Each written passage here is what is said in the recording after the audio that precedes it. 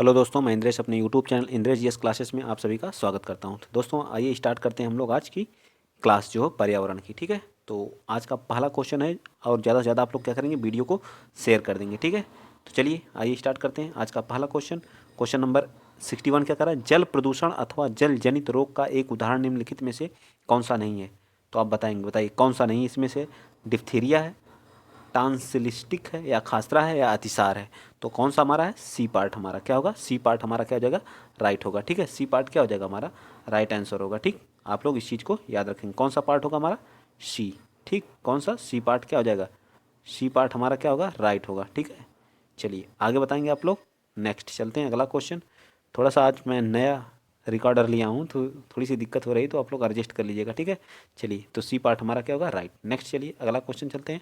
Question number 62, जो हमारा पर्यावरण है, पर्यावरण शिक्षा का उद्देश्य है क्या है, पर्यावरण शिक्षा का उद्देश्य जो क्या है, पर्यावरण सुरक्षा तथा संरक्षण, पर्यावरण के संसाधनों का अधिकतम उपयोग, पर्यावरण के संसाधनों का न्यूनतम उपयोग, या इनमें से कोई नहीं। या ये हमारा पार्ट है, पर्यावरण शिक्षा का उद्देश्य क्या होता है। तो पर्यावरण शिक्षा का क्या, सुरक्षा एवं उसको क्या करना, सुरक्षा एवं उसका संरक्षण करना, यह हमारा क्या होता है, मेन उद्देश्य होता है। ठीक है, पर्यावरण के प्रति जो जागरूक करना, ताकि पर्यावरण की सुरक्षा और उसका संरक्षण क्या किया जाए, के प्रति सबको क्या किया जाए, जागरूक किया जाए, और स्वयं की भावनात्मक रूप से पर्यावरण से क्या किया जाए, जोड़ा जाए, सबसे मोस्ट इंपॉर्टेंट है। चलिए 63 आप बताइए, पर्यावरण जो हमारा जागरूकता को बढ़ावा देने के उद्देश्य से निम्नलिखित में से कौन सी प्रतियोगिता का आयोजन किया जाना चाहिए। ग्रीन ओलंपियाड करना चाहिए, या वन महोत्सव करना चाहिए, या पर्यावरण संबंधी प्रदर्शनी करनी चाहिए, या पर्यावरण क्या दिवस करना चाहिए। तो ग्रीन ओलंपियाड करना चाहिए। क्या करना चाहिए, ग्रीन ओलंपियाड। ठीक है, जिसे हम टेरी बोलते हैं, the energy and resource institution द्वारा यह क्या किया जाता है, ग्रीन ओलंपियाड की प्रतियोगिता की जाती है, जो क्या पर्यावरण के प्रति लोग जागरूक हों, जागरूकता को बढ़ावा मिले और पर्यावरण संरक्षण किया जा सके। चलिए नेक्स्ट अब बताएंगे आप लोग अगला क्वेश्चन। क्वेश्चन आप लोग बता दीजिए 64। तो 64 बताइए क्या कह रहा है यहाँ पे। 64 कह रहा है कि निम्नलिखित में से कौन सा दिवस जो है पर्यावरण दिवस के रूप में मनाया जाता है। तो पर्यावरण दिवस हम जो है 5 जून को जो है किस पर्यावरण दिवस के रूप में मनाते हैं। ठीक है, और यूएनईपी जिसको बोलते हैं यूनाइटेड नेशन इन्वायरमेंट प्रोग्राम, इसकी स्थापना जो 5 जून को, 5 जून 1972 को, ठीक है, नैरोबी के केन्या में इसकी स्थापना हुई थी। और हम लोग 5 जून 1974 से जो है पर्यावरण को मनाना स्टार्ट कर दिए थे। ठीक, ये सारी चीज़ें आप लोगों को क्या होनी चाहिए, A to Z याद होनी चाहिए। ठीक, चलिए आइए चलते हैं आगे। नेक्स्ट क्वेश्चन आप बताएंगे, क्वेश्चन नंबर 65।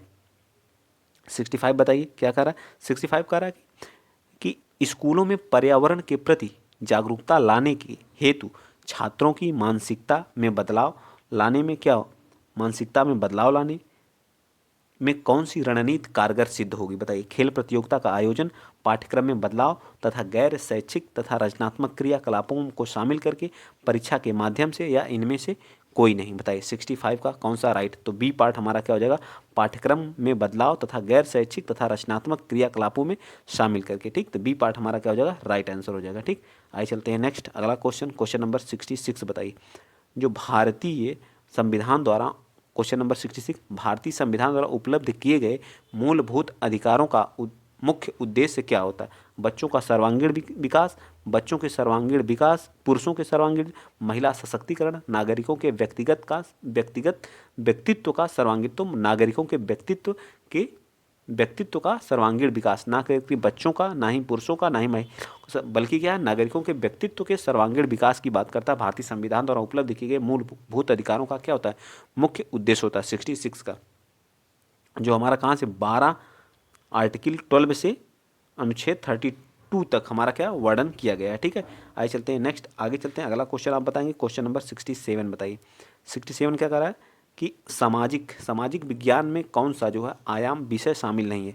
सामाजिक विज्ञान में कौन सा, तो सामाजिक विज्ञान में हमारा क्या आता है, इतिहास भी शामिल है। ठीक है, इतिहास भी है। ठीक, इतिहास भी है, भूगोल भी है। ठीक, भूगोल भी है, इकोनॉमिक्स, सॉरी जियोग्राफी, राजनीतिक पॉलिटी जिसको बोलते हैं, राजनीतिक विज्ञान भी है, और इकोनॉमी, इको है, पॉलिटी है, ये सारी चीज़ हमारी क्या है इसमें सम्मिलित है।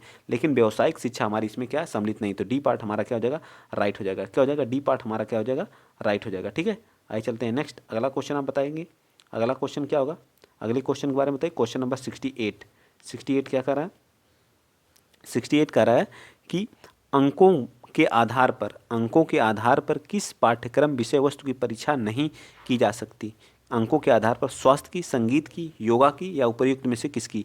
स्वास्थ्य की अंक के आधार पर किसकी परीक्षा नहीं की जा सकती, बताइए 68 में कौन सा राइट आंसर होगा। तो 68 का डी, उपर्युक्त में से किसी की भी अंक के आधार पर हम परीक्षा नहीं ले सकते हैं, ठीक है, इसमें किसी की भी परीक्षा नहीं की जा सकती। ठीक, आगे चलते हैं। अगला क्वेश्चन, क्वेश्चन नंबर 69, इनमें से कौन सा एक पर्यावरण का समस्या नहीं है, बताइए। इनमें से कौन एक, जल का विनाश, दुरुपयोग, जल संरक्षण। जल का जब संरक्षण करेंगे तो ये पर्यावरण समस्या के लिए नहीं है, ठीक है, पर्यावरण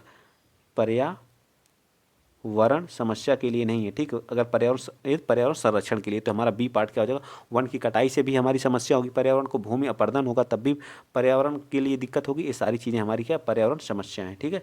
आगे बताएंगे आप लोग क्वेश्चन नंबर 70, आज का 70वां क्वेश्चन, बताइए। इनमें से कौन सा बंदरगाह जो पूर्वी तट पर सबसे गहरी भूमि वर्ती, चारों ओर भूमि से घिरा है और पूर्ण रूप से सुरक्षित बंदरगाह, ठीक है। ये हो गया हमारे भारत का क्या, मैप, ठीक है। ये हमारा क्या कहलाता है, ये पूर्वी तट कहलाता है, ये पश्चिमी है, ठीक है। एक मिनट, ये कौन सा तट है, पश्चिमी है। इसको कौन सा तट बोलते हैं, पश्चिमी, याद रखिएगा, ठीक। कौन सा, पश्चिमी। ये कौन सा होता है, पूर्वी। तो कह रहा है सबसे गहरा, तो पूर्वी तट पे कौन सा सबसे गहरा, विशाखापट्टनम। कौन सा है, विशाखापट्टनम। जो सबसे गहरा कौन सा है, तो विशाखापट्टनम है, याद रखिएगा, ठीक है। जो कहाँ पड़ता है, विशाखापट्टनम हमारा कहाँ पड़ता है, बताइए। तो हमारा पड़ता कहाँ है, जो 70 का जो हमारा डी पार्ट होगा, जो सबसे गहरा है, ठीक है। क्या है, सबसे गहरा है, ठीक। विशाखापट्टनम राइट आंसर होगा। विशाखापट्टनम बंदरगाह के पूर्वी तट पर सबसे गहरी भूमि बंदरगाह स्थित है, ठीक। तो डी पार्ट हमारा इसका क्या होगा, सबसे राइट आंसर होगा, ठीक है।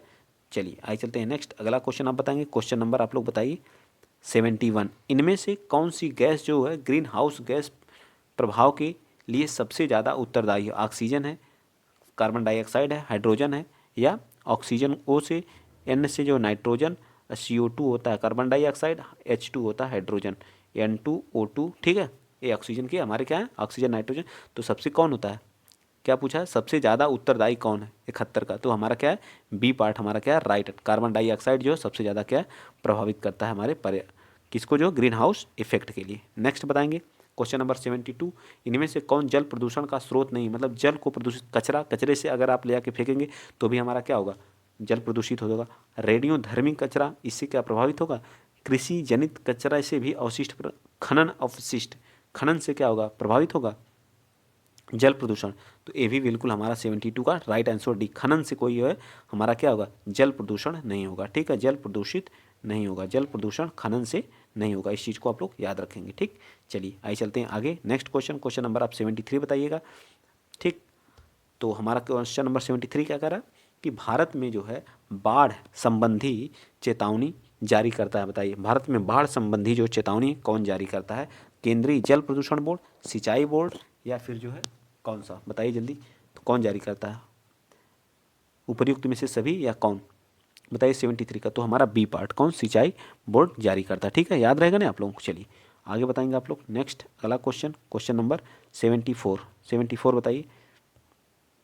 74 का कौन हो जाएगा, ग्राम पंचायतों का क्या कार्य होता है, जल का रख रखाव करना होता है, या फिर जो है स्कूल निर्माण होता है, या BPL की सूचीधारी। तो ये सभी कार्य होता है, ठीक है। जो हमारा ग्राम पंचायतों का जल संसाधनों का रख रखाव, स्कूलों का निर्माण, BPL लाभार्थियों की सूची तैयार करना, ये सारी चीज़ें हमारा कौन करता है, ग्राम पंचायतें करती हैं। अगला क्वेश्चन आप बताएंगे 75, पर्यावरण अपघटन के कारण उत्पन्न होने वाले परिणामी खतरों में शामिल कौन है, भूस्खलन है, वनों में अग्नि दुर्घटना है, बाढ़ एवं सूखा, या उपर्युक्त में से सभी है। मतलब पर्यावरण अपघटन के कारण जो है, पर्यावरण का जब अपघटन होता है तो हमारी क्या, बाढ़ एवं सूखे आते हैं। क्या आता है, बाढ़ एवं सूखे सबसे मोस्ट इंपॉर्टेंट है, वर्षा अधिक होती है, ठीक। आइए चलते हैं नेक्स्ट अगला क्वेश्चन, क्वेश्चन नंबर 76 बताएंगे आप लोग, बताइए। निम्न में से कौन जो है इंदिरा गांधी नहर परियोजना से लाभान्वित हुआ है, केरल, राजस्थान, उत्तर प्रदेश या मध्य प्रदेश। तो केरल जो इंदिरा गांधी जो हमारा सबसे ज़्यादा किसको सिंचित करता है, तो सबसे ज़्यादा किसको करता है, बताइए, राजस्थान को। सबसे ज़्यादा किसे सिंचित किया है, तो राजस्थान को। इस चीज़ को आप लोग यार, एक कहाँ, हरके बैराज जो सतलज नदी से क्या करता है, हरके बैराज से हमारी एक सबसे भारत की सबसे लंबी नदी जो है वो इंदिरा गांधी नहर है, ठीक है। इंदिरा गांधी जो पंजाब से क्या करती है, निकलती है, और सबसे ज़्यादा जो है इसे सिंचित होने वाला राज्य कौन सा है, तो राजस्थान है। 77 बताइए। 77, इनमें से कौन पर्यावरण सिद्धांत शिक्षा का एक सिद्धांत नहीं। पर्यावरण शिक्षा में सभी की सहभागिता। पर्यावरण शिक्षा जीवन पर्यंत शिक्षा प्रणाली नहीं है। पर्यावरण शिक्षा एक समेकित तथा सामुदायिक प्रयास होना चाहिए।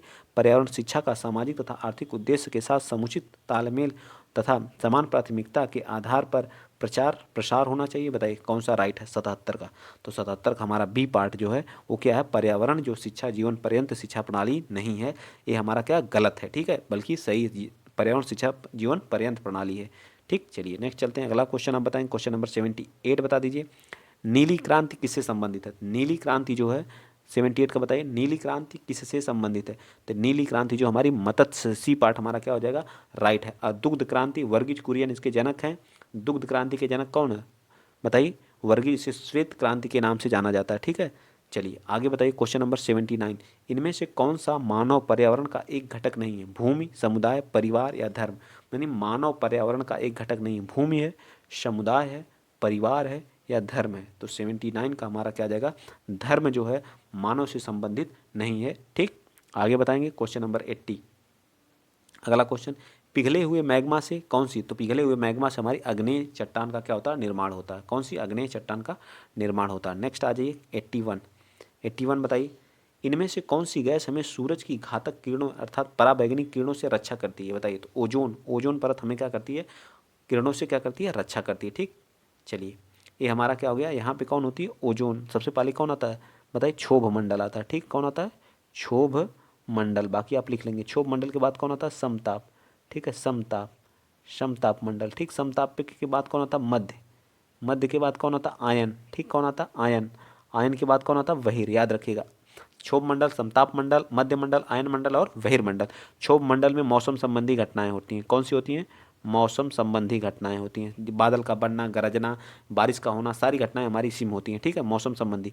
और समताप मंडल में हमारे वायुयान उड़ाए जाते हैं। क्या किए जाते हैं, वायुयान का उड़ान होता है। ठीक है, यहीं पर हमारी ओजोन लेयर पाई जाती है। ठीक है, जो हमें अल्ट्रावायलेट जो सूर्य की किरणें आती हैं उनसे बचाती है। ठीक है, अगर वो हमारे शरीर पे पड़ती है तो उससे क्या, त्वचा कैंसर होता है। सारी चीज़ें आपको याद होनी चाहिए। चलिए नेक्स्ट चलते हैं। अगला क्वेश्चन, क्वेश्चन नंबर आप लोग अब बताएंगे 82 बताइए, जब जलवाष्प वायुमंडल में अवक्षेपित संघनित होकर के द्रव के रूप में पृथ्वी पर गिरता है तो उसे क्या कहते हैं? जलवाष्प कहते हैं, वर्षा कहते हैं, बर्फ कहते हैं या बादल कहते हैं? 82 का, तो उसे क्या कहते हैं, वर्षा। जब संघनित होकर के पृथ्वी पर गिरता है तो उसे क्या कहते हैं, वर्षा कहते हैं। चलिए 83, जो हमारी कंटीली झाड़ियाँ पाई जाती कहाँ, जहाँ कांटे होते हैं, छोटे छोटे कांटे पाए जाते हैं, गर्म तथा शुष्क मरुस्थल में पाए जाते हैं। कहाँ, गर्म तथा शुष्क मरुस्थल में पाए जाते हैं। 83 का हमारा क्या जाएगा, बी पार्ट राइट आंसर। जहाँ पे पानी की क्या होती है, बहुत कमी होती है, जिसे राजस्थान वाले एरिया में ये सब हमारे क्या पाए जाते हैं। ठीक, चलिए नेक्स्ट 84 बताइए अब। 84 क्या कह रहा है कि जो स्वर्णिम रेशा इनमें से किसे कहा जाता है? मतलब स्वर्णिम रेशा इसमें से किसे कहा जाता है, बता दीजिए। तो स्वर्णिम रेशा हम कपास को कहा जाते हैं। कपास उत्पादन में इस समय जो नया डाटा आया है उसमें मुंबई प्रथम स्थान है। ठीक है, मुंबई क्या है, प्रथम। इससे पहले कौन था, गुजरात था। ठीक है, इससे पहले कौन था, गुजरात था। इसके उत्पादन के लिए काली मिट्टी की आवश्यकता होती है, काली मिट्टी। ठीक, किसके लिए, काली मिट्टी। ठीक है, काली मिट्टी, इसे कपासी मिट्टी के नाम से भी जाना जाता है। इस चीज़ को भी आप लोग याद रखेंगे, किस नाम से, कपासी मिट्टी के नाम से भी इसे जाना जाता है। ठीक, याद रहेगा ना। प्रथम स्थान पे कौन है, मुंबई है। स्वर्णिम रेशा किसे कहा जाता है, जूट को। गोल्डन फाइबर किसे कहा जाता है, ये तो गोल्डन फाइबर हो गया। और सिल्वर किसे कहा जाता है, तो रेसे को किसको कहा जाता है बताइए। चाय उत्पादन में कौन, तो हमारी चाय उत्पादन में कौन है, असम प्रथम स्थान पे है। जूट उत्पादन में कौन है, पश्चिम बंगाल है। तो जूट को हम बोलते हैं सिल्वर, ठीक है, सिल्वर रेशा बोलते हैं। ठीक है, गोल्डन रेशा किसको बोलते हैं, कपास को बोलते हैं। और रबर कहाँ सबसे ज़्यादा उत्पादन होता है, तो केरल राज्य में उत्पादन होता है। ठीक, ये सारी चीज़ें आपको याद होनी चाहिए। चलिए आइए चलते हैं अगला क्वेश्चन, क्वेश्चन नंबर आप 85 बताइएगा। थोड़ा सा बड़ा कर लेते हैं। 85 बताइए, 85 क्या कह रहा है, जल्दी बताइए। 85 क्वेश्चन नंबर 85 कह रहा है कि पृथ्वी का जुड़वा ग्रह इनमें से किसे कहा जाता है?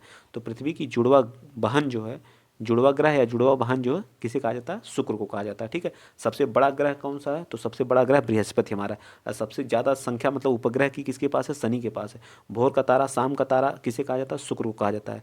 ठीक है, अब मंगल पे क्या पाया जाता है, आयरन पाया जाता है। ठीक है, सभी चीज़ें मैं बता दे रहा हूँ। 86 का बताइए, इनमें से विश्व का सबसे ऊंचा पठार कौन सा है? दक्कन का पठार है, मालवा का पठार है, छोटा नागपुर का पठार है या तिब्बत का पठार है? 86 का, तो 86 का हमारा राइट आंसर क्या हो जाएगा, जल्दी बताइए फटाक से। 86 का, तो 86 का हमारा क्या आ जाएगा, तिब्बत का पठार हमारा सबसे राइट आंसर हो जाएगा। ठीक है, तिब्बत का पठार। चलिए 87 बताइए, मानव निर्मित या मानव जनित आपदा का उदाहरण है। भूकंप, सुनामी, रासायनिक आपदा, भूस्खलन क्या है? मानव निर्मित भूकंप क्या आते हैं, मानव निर्मित आते हैं। तो रासायनिक आपदा हमारी क्या है, मानव जनित आपदा है, ठीक है। सुनामी, भूस्खलन और भूकंप ये सब जो प्राकृतिक देन है, ठीक है। चलिए आगे चलते हैं। ये हमारे तीनों लास्ट, आज के लास्ट क्वेश्चन है, तीनों के बारे में आप लोग बताते चलिए, ठीक। चलिए बताइए फटाफट। भोपाल जो हो गैस आपदा के लिए कौन सी गैस जिम्मेदार है, मिथाइल आइसोसाइनेट या फिर जो क्या है बताइए। मिथाइल आइसोसाइनेट है जिम्मेदार, भोपाल आपदा के लिए मिथाइल आइसोसाइनेट है, ठीक है, राइट आंसर। चलिए नेक्स्ट बताइए आप लोग, क्वेश्चन नंबर 89। कौन सी गैस ग्रीन हाउस इफेक्ट से संबंधित नहीं है, नाइट्रोजन, मीथेन, नाइट्रस ऑक्साइड या CO2। क्या हमारी जो है ग्रीन हाउस इफेक्ट से संबंधित नहीं, तो हमारी कौन सी है, ये हमारी क्या है, नाइट्रोजन है। जो नाइट्रोजन सबसे ज़्यादा कहाँ पाई जाती है, तो 78% हमारी जो कहाँ पाई जाती है, वायुमंडल में पाई जाती है, ठीक है। और 21% लगभग जो हमारी क्या पाई जाती है, 21 या 20 अप्रॉक्स 20 जो हमारी ऑक्सीजन पाई जाती है, बाकी आर्गन और अदर गैसें हमारी होती हैं, ठीक है। आगे चलिए बताइए क्वेश्चन नंबर नेक्स्ट बता दीजिए, आज का लास्ट। आगे हमारा हिंदी है, ठीक है। तो हिंदी का हम लोग कल देखेंगे, लेकिन आज हम लोग देखेंगे लास्ट क्वेश्चन। समुद्री प्रदूषण के कारण नष्ट हो रहे हैं, बताइए। समुद्र का जो प्रदूषण हो रहा, तो उससे कौन सबसे ज़्यादा, तो मैग्रोवन सबसे ज़्यादा नष्ट हो रहे हैं। ये मैग्रोवन कहाँ पाए जाते हैं सबसे ज़्यादा, तो ये मैग्रोवन जो है सबसे ज़्यादा हमारे कहाँ पाए जाते हैं बताइए। तो हमारे देश में जो है सबसे ज़्यादा पश्चिम बंगाल वाले एरिया में सबसे ज़्यादा पाए जाते हैं, ठीक है। तो आज के लिए वीडियो अगर आप लोगों को अच्छा लगा है तो प्लीज़ ज़्यादा से ज़्यादा शेयर करिएगा, चैनल को क्या करेंगे आप लोग सब्सक्राइब करेंगे और सपोर्ट भी दीजिएगा, ठीक है। चलिए अब आगे चलिए बताइए, आगे बताइए अगला क्वेश्चन कौन सा हमारा है। तो आज के लिए इतना ही, ठीक है। अगर वीडियो आप लोगों को अच्छा लगा है तो प्लीज़ ज़्यादा से ज़्यादा शेयर कर दीजिएगा, चैनल को क्या कर लीजिएगा, सब्सक्राइब कर लीजिएगा, ठीक है। तो जय हिंद, जय भारत।